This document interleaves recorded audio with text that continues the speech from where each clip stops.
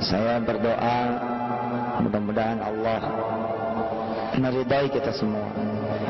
Karena tanpa ridha Allah SWT, kita nggak bisa ngambil apapun yang Allah punya. Karena semuanya punya Allah. Qul, katakan, lillahil masyriqu wal maghrib. Barat dan timur dan apa yang ada di keduanya milik Allah. Kalau pengen, gampang Allah bilang, yahdi may yasha. Aku kasih tahu kamu gimana caranya ngambil, gimana caranya punya, gimana caranya nikmatin. Insyaallah. Jadi soal perkembangan Paytrend terakhir ini dan juga langkah-langkah ke depan, biarlah itu menjadi urusan teman-teman semua dan manajemen. Tapi satu hal yang menjadi urusan saya pribadi adalah urusan asas, yakni urusan basic, urusan tauhidnya, urusan akidahnya, urusan akhlaknya. Saya pengen itu ya, semua yang ikut bersama saya bukan cuma dapat duitnya doang gitu, tapi dapat iman, ya, dapat kemudian keyakinan, dapat juga kemudian rasa takut, ya. Rasa takut ini juga harus diminta. Kalau nggak diminta, kan nggak ada takutnya. Takut maksudnya itu gimana? Ya yakin sama Allah, takut juga sama Allah. Al-yakin wal khauf. Ya, yakin dan takut. Jadi rasa takut itu juga kita harus punya. Nah, saya pengen bagaimana kemudian keluarga besar Paytrend juga menjadi orang-orang yang takut itu, takut rezekinya nggak benar, takut rezekinya nggak halal. Kalau berbuat maksiat takut Allah ini ngelihat gitu. Karena terhindar dari perbuatan maksiat dan dosa itu lebih mahal daripada harta apapun di dunia ini. Saudara menjadi leader yang penghasilannya miliaran, tapi sama Allah nggak ada takutnya, waduh, nggak bakal cukup tuh nanti nebus siksa akhirat. Karena Allah mengatakan di dalam firman-Nya bahwa jika kalian itu, jika orang-orang yang zalim itu, walau anna lil ladina zalamu, ya, ma fil ardi jami'an wa mithlahu ma'ahu laftadau bih min su'il adabi yawmal qiyamah.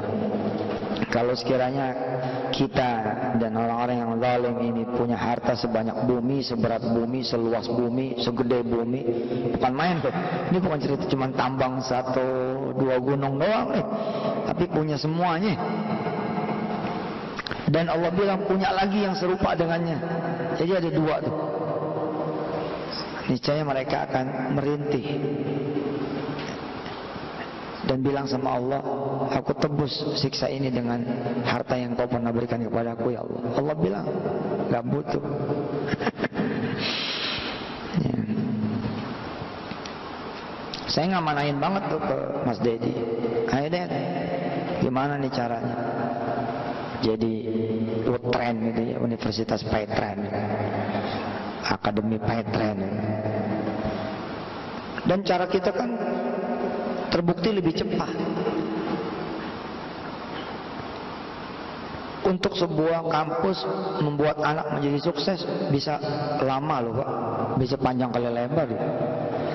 Tapi yang namanya Universitas Quran, Universitas Hadis, Universitas Sunnah, ada orang yang cuma 5 menit ketemunya sama saya, tapi jadi 5 menit. That's all.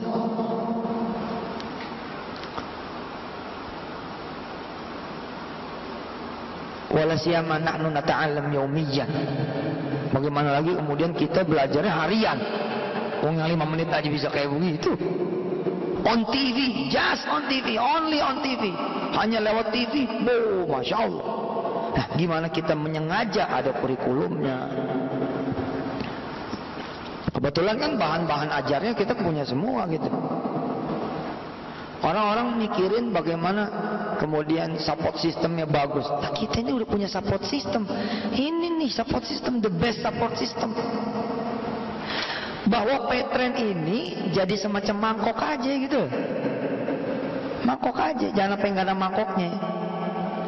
Mangkoknya lu mesti punya gitu. Gelasnya mesti ada gitu.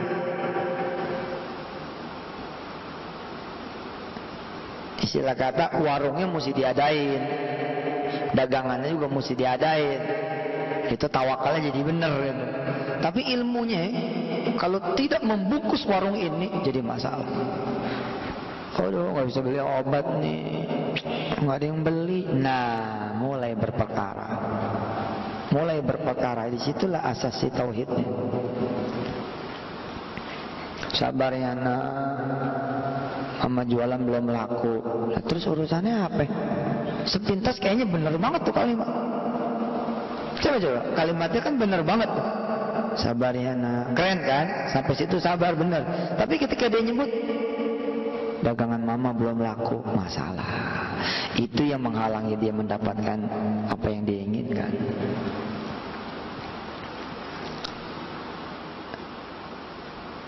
Dan ini perlu ilmu gitu, perlu belajar. Nah, saya mau ajar. Dan bahan ajar kita kan umpama kata saya meninggal dunia pun tetap bisa dijalanin karena kita udah online.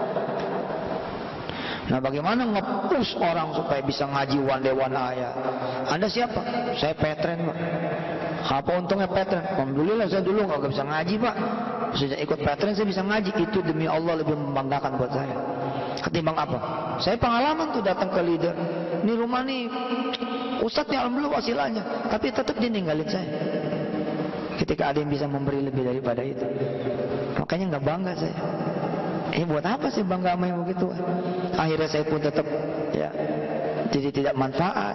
Saya lebih bangga ketika orang bilang, alhamdulillah saya sejak gabung sama Petren, saya sholat duhanya kemarin bolong-bolong, sekarang alhamdulillah minim-minim 2 lah saya nggak tinggal. Itu bangga banget. Dan itu ya grafik rezekinya beda. Wallah beda pasti, beda.